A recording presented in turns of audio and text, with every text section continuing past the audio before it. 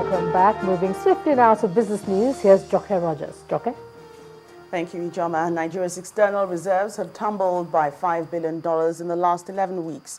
Data from the Central Bank of Nigeria show that the reserves, which stood at $43.5 billion at the beginning of the year, fell to $38.7 billion on March the 12th. Analysts say the depletion is not unconnected to the CBN's decision to keep defending the falling naira from the nation's external reserves. In a bid to prevent the naira from crashing, the Apex Bank offered a total of $6.4 billion to foreign exchange dealers at its twice-weekly regulated auction in the first weeks of this year. Financial education among the youth has become increasingly necessary, not only to enhance their knowledge on the subject, but also to ensure the smooth functioning of financial transactions. Union Bank of Nigeria PLC celebrated this year's Financial Literacy Day with a visit to the young ones in their schools with the aim of exposing them to the best ways to handle financial issues. Our correspondent, Bisi Koka, reports. This is St. Mary's Private School located on Broad Street in Lagos. Like any other day, the pupils are in their classrooms attending to some schoolwork. But something outside their curriculum is about to be taught. Some members of staff and management of Union Bank of Nigeria PLC are here to celebrate Financial Literacy Day with them.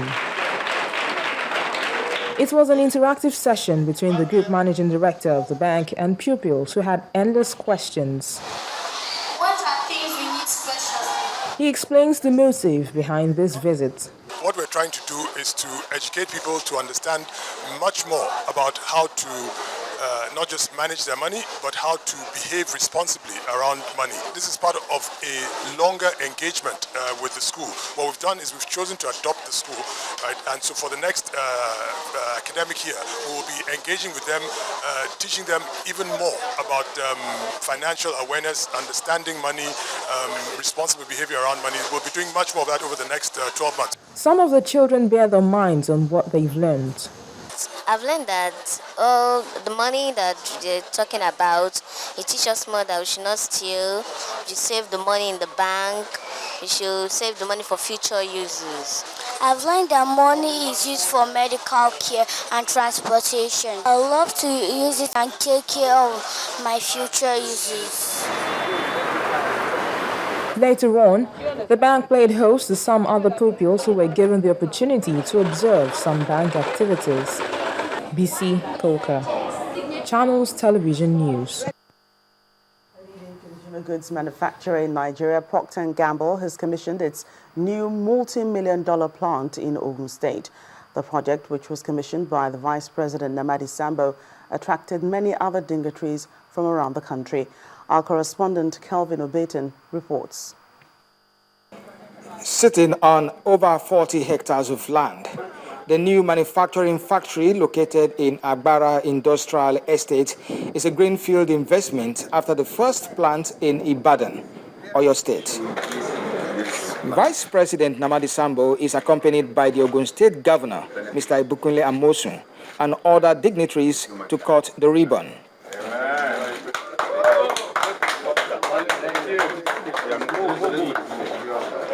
He then proceeds on a tour of the new plant.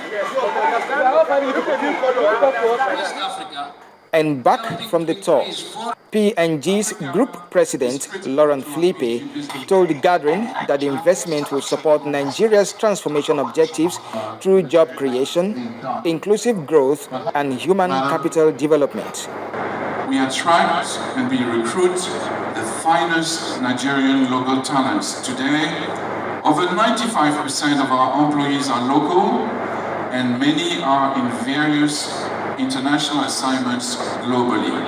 For both the Ogun State Governor and the Vice President, providing an enabling environment is a task that must be sustained. They are assured of government's continuous support in partnering with the private sector to transform the economy. Let me reassure you that by removing the barriers that hinder growth and productivity, government shall continue to support you and all others in this key consumer sector of our economy.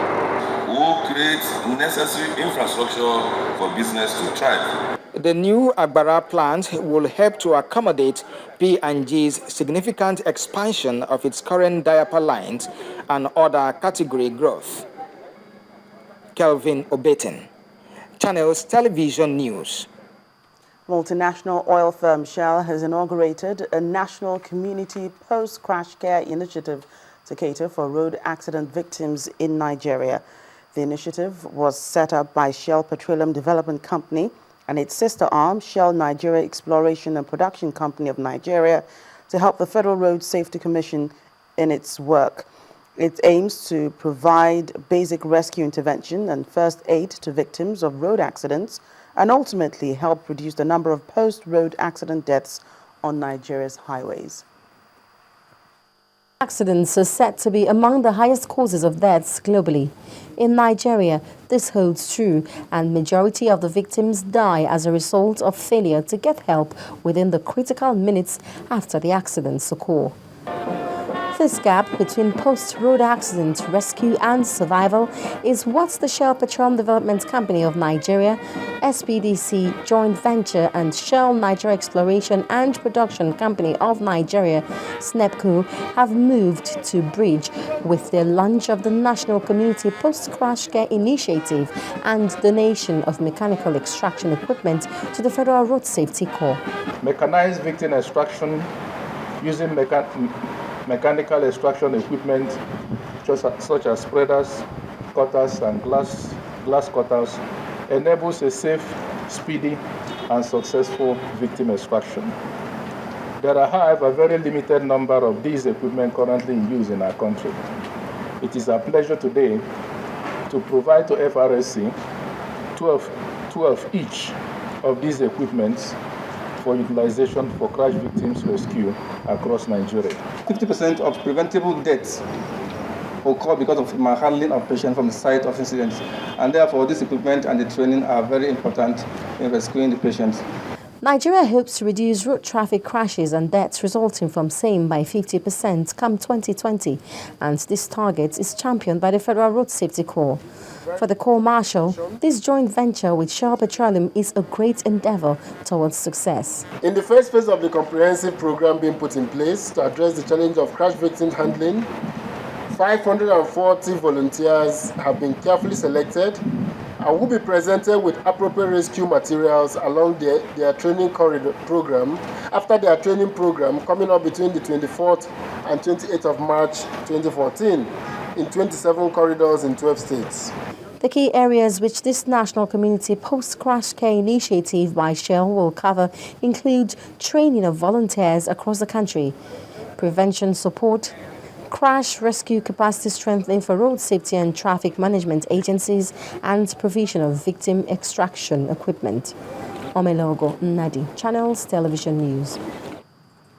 Finally, the bears pushed the all-share index at the equities market further into the red at the close of trading this week, as the indices tumbled 0.86%.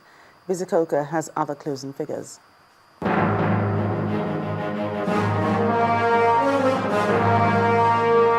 Hello and welcome to the stock market reports. The bears maintained their grip on the Nigerian equities markets on the last trading day of the week, pushing the all-share index further south. Down 0.86%, the key broad index ended Friday's session at 38,171.32 with a market capitalization of 12.26 trillion naira. Lafarge Wapco, International Breweries and Dangote Sugar failed to appeal to investors as they emerged today's top losers. On the other hand, Guinness led on the gainers chart ahead of Cadbury, which just posted its full-year results for the year ended 2013. Others on the gainers chart include Berger Paints and 6 other stocks. UOB Capital, FBN Holdings and Unity Bank were major contributors to market volume. At the end of the day's session, volume finished higher at 609.57 million units, valued at 3.73 billion naira in 4,033 deals. And that's a wrap on the stock market reports. I am BC Koka.